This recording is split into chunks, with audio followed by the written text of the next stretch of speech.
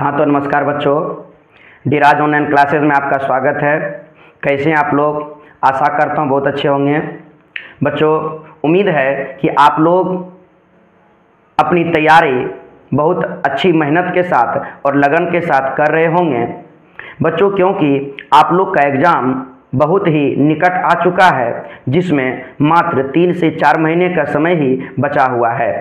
तो बच्चों, हम लोग आज के क्लास में क्लास 10th का हिंदी वर्णिका भाग 2 का तीसरा चैप्टर माँ पढ़ने जा रहे हैं, जिसके लेखक हैं ईश्वर पेटलीकर। बच्चों, ईश्वर पेटलीकर जी गुजराती के एक प्रसिद्ध कथावाचक हैं। ये माँ कहानी गुजराती कहानी है, जिसका हिंदी अनुवाद गोपालदास नागर जी ने किया है।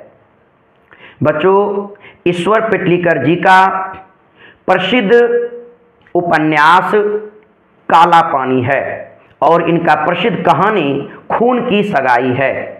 बच्चों, ईश्वर पेटलीकर जी के कहानी और उनके पुस्तक के कारण उन्हें दर्जनों पुरस्कार मिले हुए हैं। इस कहानी में ईश्वर पेटलीकर जी ने एक माँ के प्रेम के बारे में बताया है। एक माँ अपने बच्चों के लिए कितने दुख उठाती है, कितनी पीड़ा उठाती है, उनके बारे में बताया गया है। और एक माँ के लिए सभी बेटे बेटियाँ एक समान होती है, इनका भी वर्णन किया गया है। साथ ही बच्चों, इस कहानी में बताया गया है कि मंगू नाम की एक लड़की रहती है, जो जन्म से पागल और गूंगी रहती है। उनका दिमागी हालत बहुत असंतुलित रहता है और उसके कारण से उसकी माँ जी हमेशा चिंतित रहती है, क्योंकि उतने के उम्र में बहुत सारे बच्चे स्कूल जाते हैं, पढ़ते लिखते हैं और कुछ समय के बाद शादी विवाह के लायक भी हो जाते हैं। बच्चों, इस कहानी में मंगू की उम्र महज 12-13 वर्ष बताई गई है। बच्चों, मंगू को लेकर उसकी माँ हमेशा परेशान रहती है, चिंतित रहती है, उदास रहती है। मंगू को एक और बहन और 2 भाई है, अर्थात मंगू के माँ जी को 2 बेटे और 2 बेटियां हैं, जिनमें से दोनों बेटे का विवाह हो चुका है और वो शहर में जाकर रहते हैं, तथा उनकी बेटी का भी विवाह हो गया है, जो अपने ससुराल में रहती है। बच्चों, इस कहानी में बताया गया है कि गांव के लोग बार बार माँ जी को एक ही बात कहते हैं कि माँ जी, आप मंगू को अस्पताल में भर्ती कराइए, वहाँ वो ठीक हो जाएगी। लेकिन माँ जी अस्पताल को गौशाला मानती है और कहती है कि नहीं नहीं, मैं गौशाला में अपनी बेटी को नहीं छोड़ूंगी, और अपना सेवा सत्कार माँ जी घर पर ही करती है। माँ जी कहते हैं कि जब मैं माँ होकर के इसकी उतनी अच्छी से सेवा नहीं कर पाती हूँ, तो वो अस्पताल वाले इसकी क्या सेवा करेंगे। और इस तरह से वो लोगों की बात ना मान करके मंगू को घर में ही रखती है। जब किसी खास समय उनकी बहू, बेटियाँ, पोते पोतियाँ, नाती नातिन जब घर आती है, तो घर में कुछ समय के लिए खुशियाँ आ जाता है और अपने मन को बहलाने के लिए पोते पोती और नाती नातिन के साथ उसे गोद में लेकर के कुछ मन को बहला लेती है। लेकिन तुरंत फिर मंगू की जब याद आती है, तो वह पुनः उसी परिवेश में चली जाती है और मंगू की ही बार बार याद आने लगती है और यह सोचने लगती है कि अगर मंगू भी ठीक रहती, तो जिस तरह से कमू की इसके उम्र में शादी विवाह कर दिया था, इनका भी शादी विवाह लगा दिया गया होता। और इन्हीं बात को लेकर के वो चिंतित रहती है। माँ जी की बहुएं उन्हें बहुत कुछ कहना चाहती है, लेकिन नहीं कह पाती है। परंतु उसकी बेटी माँ जी से कुछ कहने से बिल्कुल नहीं डरती है और माँ जी को खरी खोटी सुना देती है और कहती है कि माँ, मंगू के पागलपन का जिम्मेवार तुम भी कुछ हो, क्योंकि तुमने इसे शुरू से आदत नहीं लगाया, जिसके कारण से इसका सारा काम तुम्हें ही करना पड़ता है और उसका आज ये हालत हो गया है। तो ये बात सुनते ही माँ जी रोने लगती है। फिर उसे माँ जी को समझाती है कि माँ, मैं तुम्हें ताना नहीं मार रही हूँ, मैं तुम्हें समझा रही हूँ कि तुम इतना जो मंगू के प्रति करती हो वो अच्छा नहीं लगता है। माँ जी के बेटे माँ जी को कुछ नहीं कहते हैं, क्योंकि वो जानते हैं कि अगर मैं कुछ कहूँगा तो माँ को दुख होगा, इसलिए बेटे उनको कुछ नहीं कहते हैं।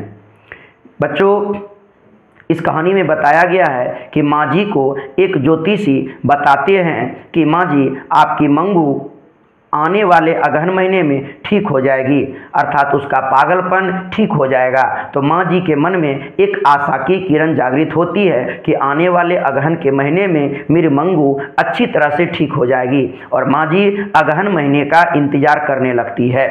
परंतु अगहन महीने का जब पहला दिन आता है तो मंगू को क्या देखती है कि वो खुद से शौच करने लगती है। तो यह देखकर माँ जी को विश्वास हो जाता है कि लगता है कि अगहन महीने, ये संपूर्ण अगहन महीने में मेरी बेटी मंगू अच्छी तरह से ठीक हो जाएगी। वो दौड़ दौड़ करके गांव वालों को बताने लगती है कि देखो, मेरी मंगू कुछ ठीक हो गई है, जो शौच का काम स्वयं कर रही है। लेकिन तुरंत कुछ समय के बाद वो कुछ गंदी हरकतें कर देती है और जिसे देखकर माँ जी कहती है कि मंगू बेटा, ऐसा गलत काम नहीं करते। लेकिन मंगू गुस्सा कर करके मिट्टी उट्टी फेंकने लगती है। तो फिर उसे समझाती है और फिर उसे अंदर ले जाती है और पुनः रोने लगती है कि लगता है कि मेरी मंगू ठीक नहीं होगी। उसके गांव की कुसुम नाम की एक लड़की जो गांव में पढ़ती है वो पागल हो जाती है। कुसुम की माँ नहीं है, तो उसे घर वाले अस्पताल में भर्ती कर देते हैं, जहां पहले महीने में उसमें कुछ सुधार आता है और 3 महीने के बाद कुसुम अच्छी तरह से ठीक हो जाती है। और जब वह ठीक होकर घर आती है तो गांव वाले उसे देखने के लिए जाते हैं और सबसे आगे माँ जी रहती है। माँ जी जब उसके घर जाते हैं तो देखते हैं कुसुम हकीकत में अच्छी तरह से ठीक हो गई है और वह सबसे अच्छी तरह से बात विचार भी कर रही है, अर्थात कुसुम बिल्कुल ठीक हो गई है। यह देखकर गाँव के लोग माँ जी से कहने लगे कि माँ जी, आप भी मंगू को अस्पताल में भर्ती कर दीजिए, देखिए वहाँ से कुसुम ठीक होकर के चली आई है, वहाँ से कुसुम ठीक होकर के चली आई है। उसके बाद माँ जी ने पहली बार ऐसा था कि किसी को कुछ भी नहीं कहा, नहीं तो माँ जी से जो भी अस्पताल के बारे में कुछ कहता था तो माँ जी उसे, मैं माँ होकर के उसकी सेवा नहीं कर पाती हूँ तो अस्पताल वाले क्या सेवा करेंगे, जाइए, मैं अपनी बेटी को अस्पताल में भर्ती नहीं करूँगी, मैं अपने उसका सेवा सत्कार कर लूँगी। लेकिन पहली बार ऐसा था जिनको कुछ भी नहीं कहा और उसके मन में एक आशा जगा कि सब लोग ठीक ही कहते हैं तो एक बार करके भी देखने में क्या लगा है। बहुत दवाई दारू किया, अब एक बार उन्हें अस्पताल में भी भर्ती कराने में हर्ज ही किया है। तो उसके बाद उसने सोचा कि मैं कुसुम को थोड़ा अपने घर बुलाऊं और उससे सारा बात पूछूं। तो उसने कुसुम को कहा, बेटी कल तुम मेरे घर आना। कुसुम को उसके घर बुलाया। अगले दिन कुसुम उसके घर जाती है और कुसुम से सारी बातें पूछा कि अस्पताल में कैसे रखते हैं, अस्पताल में अगर कोई मतलब कि गलत हरकतें कर देता तो उसके साथ क्या किया जाता है, अगर कोई उत्पात मचाता है तो क्या किया जाता है। तो कुसुम सारी बात उनको बताती है कि माँ जी कि अस्पताल में बहुत अच्छा तरीका से लोग को रखते हैं और बहुत अच्छा तरीका से व्यवहार भी करते हैं। कोई नर्स को तमाचा भी मार देते हैं तो उसके साथ भी वो गुस्सा नहीं होते और उससे अच्छा से व्यवहार करते हैं और उनके काम को करते हैं। तो माँ जी इसके अलावा जो कुछ थोड़ा बहुत उत्पात मचाती है तो उसे बांध करके कुछ समय के लिए रख दिया जाता है। वहाँ पे समय पर खाना, समय पर दवा भी दिया जाता है। तो इस बात को सुनते ही माँ जी के मन में अस्पताल के लिए जो भ्रम था वो भ्रम खत्म हो गया कि अस्पताल गुहाल के समान है। उसके बाद माँ जी ने तुरंत मन में सोचा कि बड़े बेटे को बुलाकर मंगू को भी अस्पताल में भर्ती जल्द से जल्द करा दिया जाए। तो माँ जी पत्र लिखवा करके अपने बड़े बेटे को बुलाती है और तथा बड़े बेटे आते हैं और मंगू को अस्पताल में भर्ती कराने की तैयारी होती है। बच्चों उसके बाद मंगू को अस्पताल में भर्ती कराया जाता है, लेकिन बीच में एक बाधा आती है कि मंगू को अस्पताल में भर्ती कराने से पहले मजिस्ट्रेट साहब का सिग्नेचर चाहिए। तो उनका बेटा मजिस्ट्रेट साहब का ऑर्डर लेकर के आते हैं। उसके बाद मंगू को अस्पताल में भर्ती किया जाता है। तो पहले ही दिन मंगू के साथ डॉक्टर का व्यवहार को देख करके माँ जी को मन में लगने लगता है कि कुसुम जो बोली शायद वो सारी बातें ठीक है। उसके बाद मंगू को अस्पताल में भर्ती करके माँ और बेटे घर चलाते हैं। उसके बाद माँ जी को रात में नींद नहीं आती है और बार बार अपने बगल के बिछावन को देखते रहती है। उनको मंगू की याद आती है और मन ही मन सिसकियाँ लेते रहती है। और बाहर उनका बेटा भी सोया है, जो माँ जी का हालत उसे देखा नहीं जाता है। उनके भी मन में व्याधा उत्पन्न हो जाता है कि माँ का वो हाल है ना, एक मंगू के लिए। तो मैं अगर माँ जी के लिए कुछ नहीं कर सका तो बेटा होने का क्या फर्ज। मैं मंगू को अच्छी तरह से पालूंगा और उनका सारा काम मैं करूंगा। अगर बहुएं कुछ नहीं करेगी तो उनका शौच का काम भी मैं करवा दिया करूंगा। अर्थात इस तरह से बेटे भी अपनी माँ को देख करके खुद से रोने लगते हैं। और फिर कुछ समय के बाद दोनों सो जाते हैं। जब सुबह होती है तो माँ जी पूरा जोर से चीखने लगती है कि मेरी मंगू को मार दिया, मार दिया, मार दिया। अर्थात गांव वाले सभी कोई इकट्ठा हो जाते हैं और इस घटना और इस दौरान माँ जी भी मंगू की तरह ही पागल हो जाती है। तो बच्चों ये था माँ शीर्षक कहानी का छोटा सा सारांश। अब बच्चों मुझे उम्मीद है कि आप लोगों को इससे एक भी ऑब्जेक्टिव प्रश्न नहीं छूटेगा। तो चलिए बढ़ते हैं ऑब्जेक्टिव प्रश्न की ओर।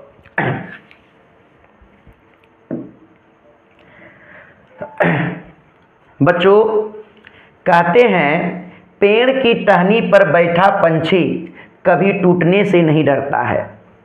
पेड़ पर बैठा पंछी कभी टूटने से नहीं डरता है, क्योंकि उसे विश्वास टहनी पर नहीं है, अपने पंखों पर विश्वास होता है, अपने पंखों पर विश्वास होता है। इसलिए बच्चों आपको अपने आप पर विश्वास रखिए और अपनी तैयारी पर विश्वास रख करके आप तैयारी करते रहिए, अपने मंजिल की ओर बढ़ते रहिए। आपको सफलता अवश्य मिलेगा और 100% मिलेगा। ठीक है बच्चों, तो आइए आज का पहला प्रश्न की ओर बढ़ते हैं। आज का पहला प्रश्न है, माँ कहानी किस लेखक के द्वारा रचित है? माँ कहानी ईश्वर पेटलीकर जी के द्वारा रचित है। आपका राइट आंसर सी हो जाएगा। अगला प्रश्न है, मंगू की माँ की कितनी संतानें थी? मंगू की माँ की कितनी संतानें थी? तो मंगू की माँ की कुल 4 संतानें थी, 2 बेटी और 2 बेटे। तो कितने हो गए? कुल 4। इनमें से बेटी में से एक का नाम कमू और दूसरा का नाम मंगू, याद रखिएगा। चलिए अगला प्रश्न है, मंगू के अलावा उसकी माँ की कितनी संतानें थी? तो हमने बताया कि मंगू की माँ के कुल 4 संतान। अगर मंगू के अलावा, तो मंगू को छोड़ दीजिए, कितना हो गया? 3। तो मंगू के अलावा माँ जी के 3 संतानें थी, जिनमें 2 बेटे और 1 बेटी, 2 बेटे और 1 बेटी। अर्थात आपका राइट आंसर बी हो जाएगा, 3। चलिए अगला प्रश्न है, माँ कहानी का मुख्य पात्र कौन है? अगर हम बात करें तो माँ कहानी पूर्ण रूपेण मंगू पर ही है। माँ कहानी पूर्ण रूप से मंगू पर ही लिखित है, अतः हम कहेंगे माँ कहानी का प्रमुख पात्र कौन है? मंगू है। चलिए अगला सवाल है बच्चों, मंगू जन्म से ही था, मंगू जन्म से क्या थी? तो मंगू जन्म से पागल थी और गूंगी थी। मंगू जन्म से पागल और गूंगी थी। आपका राइट आंसर हो जाएगा डी। यहां कुछ अलग ऑप्शन होगा बच्चों, ठीक है? तो पागल और गूंगी थी, आपका राइट आंसर डी, ए और बी दोनों हो जाएगा। चलिए अगला प्रश्न है बच्चों, मंगू के कितने भाई थे? तो मंगू के कुल 2 भाई थे। मंगू के कुल कितने भाई थे? 2 भाई थे। आपसे ये पूछ ले कि मंगू की बड़ी बहन का नाम क्या था? तो मंगू की बड़ी बहन का नाम कमू था। क्या नाम था? कमू। तो आपका राइट आंसर हो जाएगा ए। चलिए अगला प्रश्न है बच्चों, पराई माँ ही कान छेदती है, यह क्या है? तो यह एक कहावत है कि पराई माँ ही क्या करती है? कान छेदती है, यह एक कहावत है। चलिए अगला प्रश्न बच्चों, किसने कहा था कि अगहन महीने में मंगू ठीक हो जाएगी? तो अगहन महीने में मंगू ठीक हो जाएगी, यह बात माँ जी से एक ज्योतिषी ने कहा था। किसने कहा था? एक ज्योतिषी ने कहा था। चलिए अगला प्रश्न है बच्चों, माँ के लिए कौन सा माँ आराध्य देव बन गया था? कि माँ जी किस महीने के इंतजार में आराधना कर रही थी? तो आपका हो जाएगा अगहन का महीना। किस कौन सा महीना? अगहन का महीना, क्योंकि माँ जी को एक ज्योतिषी ने कहा था कि अगहन के महीने में तुम्हारी मंगू पूर्णता ठीक हो जाएगी, और माँ जी उसी आशा में अगहन को मानिए तो एक आराध्य देव की तरह वो पूजा करने लगे। कब? अगहन का महीना आएगा। चलिए अगला प्रश्न है बच्चों, मंगू कब से पागल है? तो मंगू जन्म से ही पागल है। मंगू कब से पागल है? तो जन्म से ही पागल है। चलिए अगला प्रश्न है, कन्या विद्यालय में पढ़ने वाली लड़की जो बाद में पागल हो गई उसका नाम क्या था? उसका नाम कुसुम था। क्या नाम था? कुसुम था। ये भी प्रश्न आपसे रहेगा कि कुसुम किस विद्यालय में पढ़ती थी? तो कन्या विद्यालय में पढ़ती थी। कहाँ पढ़ती थी? कन्या विद्यालय में पढ़ती थी। अगला प्रश्न है बच्चों, माँ कहानी किस भाषा से अनुवादित हुआ है? तो माँ कहानी गुजराती भाषा से हिंदी में अनुवादित हुआ है, जिसके अनुवाद करने वाले गोपाल दास नागर हैं। कौन है? गोपाल दास नागर हैं। और माँ कहानी को गुजराती भाषा में किसने लिखा? तो ईश्वर पेटलीकर। ईश्वर पेटलीकर जी ने लिखा है। किसने लिखा है? ईश्वर पेटलीकर जी ने। तो माँ कहानी किस भाषा से अनुवादित हुआ है बच्चों? गुजराती भाषा से। चलिए अगला प्रश्न है, मंगू की माँ अस्पताल को किसकी उपमा देती है? तो मंगू की माँ अस्पताल को गौशाला अर्थात गुहाल कहती है। आपका राइट आंसर ए हो जाएगा, गौशाला। चलिए अगला प्रश्न है, ईश्वर पेटलीकर किस भाषा के कथाकार या लेखक हैं? तो वो गुजराती भाषा की कथाकार या लेखक हैं। चलिए अगला प्रश्न है बच्चों, मंगू को लोग कहाँ भर्ती कराने की सलाह देते हैं? तो मंगू को अस्पताल में भर्ती कराने की सलाह देते हैं। आपका राइट आंसर डी हो जाएगा।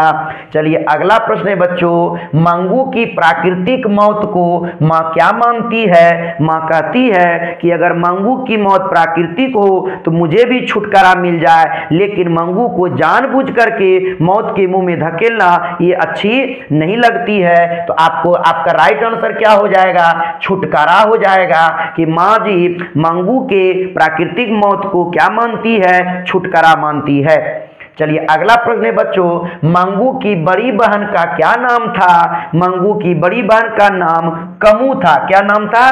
कमू। इसमें आपको संतोष के जगह पे क्या लिख देते हैं? कमू। तो आपका राइट आंसर क्या हो जाएगा? डी। आपका राइट आंसर क्या हो जाएगा? डी। ऑप्शन छूट गया है, कोई बात नहीं है। चलिए अगला सवाल है बच्चों, काला पानी किसका लोकप्रिय उपन्यास है? तो काला पानी ईश्वर पेटलीकर जी का क्या है? लोकप्रिय उपन्यास है। लोगों ने काला पानी उपन्यास को बहुत ज्यादा पसंद किया और लोगों में प्रचलित हो गया। तो याद रखिएगा बच्चों। अगला प्रश्न है, पागलों के अस्पताल में उपद्रवी मरीजों को कैसे रखा जाता था? तो वहां पर जो मरीज थोड़ा सा उत्पात मचाते थे उसको बांध करके रखा जाता था। कैसे रखा जाता था? बांध करके रखा जाता था। अगला सवाल है बच्चों, मंगू को अस्पताल में भर्ती कराने के लिए मां के पुत्र मां ने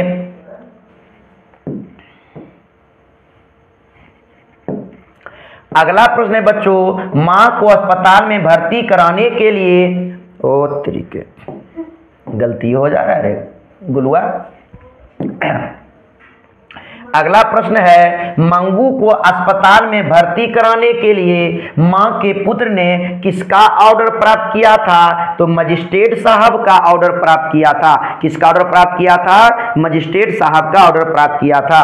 अगला प्रश्न है बच्चों कि मां को कितनी पुत्रियां थी? तो मां को 2 पुत्रियां थी। एक का नाम कमू और दूसरा का नाम मंगू। याद रखिएगा। अगला प्रश्न है कि रात में रोशनी जलती रहने से इसे नींद नहीं आती है, यह किसने कहा था? तो यह माँ जी ने कहा था कि रात में जब रोशनी जलते रहती है तो मंगू को नींद नहीं आती है। यह बात अस्पताल में कहा गया था। ध्यान दे दीजिएगा। किसको? तो नर्स को कहा गया था कि आप लोग रात में लाइट को जला करके रखते हैं। तो बोला हाँ, रात में जो है लाइट जलते रहती है। तो माँ जी बोलती है कि देखिए इसको रात में नींद नहीं आती है। तो माँ जी बोलती है, कौन बोलती है? माँ जी बोलती है। तो आपका राइट आंसर डी हो जाएगा। अगला प्रश्न है, माँ जी किसे गौशालाओं की उपमा देती थी? तो माँ जी पागलों के अस्पताल को गौशालाओं की उपमा देती थी। चलिए अगला प्रश्न है बच्चों कि कौन महीना माँ जी का आशा भरा महीना था? तो अगहन का महीना माँ जी के लिए आशा भरा था, क्योंकि एक ज्योतिषी ने माँ जी को कहा था कि आपकी बच्ची, आपकी मंगू अगहन महीने में ठीक हो जाएगी। इसलिए माँ जी आशा में थी कि अगहन के महीने में मेरी मंगू ठीक हो जाएगी। चलिए अगला प्रश्न है बच्चों, मंगू को भर्ती कराने के लिए माँ ने किसे पत्र लिखकर बुलवाया? तो माँ ने अपने बड़े बेटे को पत्र लिख करके बुलवाया था। बच्चों यह आपका आखिरी प्रश्न था। बच्चों हमने माँ कहानी का टोटल 25 प्रश्न को सेलेक्ट किया था। इनमें से बच्चों सभी प्रश्न उम्मीद है कि आप लोगों को अच्छी तरह से याद हो गया होगा। बच्चों आइए आज के आखिरी पॉइंट में, बच्चों कहते हैं कि शिक्षा की जड़ें काफ़ी कड़वी होती है, कि शिक्षा की जड़ें काफ़ी कड़वी होती है, लेकिन इसके द्वारा प्राप्त किया हुआ फल बहुत ही मीठा होता है। बिल्कुल सही बात है बच्चों कि शिक्षा की जो जड़ें होती है वह बहुत कड़वी होती है, लेकिन जब उससे फल प्राप्त होता है तो बहुत ही मीठा प्राप्त होता है ना। तो आप लोगों को भी अभी पढ़ाई करने में थोड़ी कड़वी लग रही है तो आप उसे पी जाइए, क्योंकि इसके बाद जो आपको फल मिलने वाला है वह फल बहुत ही मीठा मिलेगा। ठीक है बच्चों? तो बच्चों जो चैनल पर नए आए हैं चैनल को सब्सक्राइब कीजिए, वीडियो को लाइक कीजिए और अधिक से अधिक दोस्तों तक जरूर से जरूर शेयर कीजिए। फिर हम लोग मिलते हैं अगले वीडियो में। धन्यवाद। बच्चों हम लोगों का इस साल का क्या नारा है? अब की बार मैट्रिक बोर्ड में 450 पार। अब की बार मैट्रिक बोर्ड में 450 पार। धन्यवाद।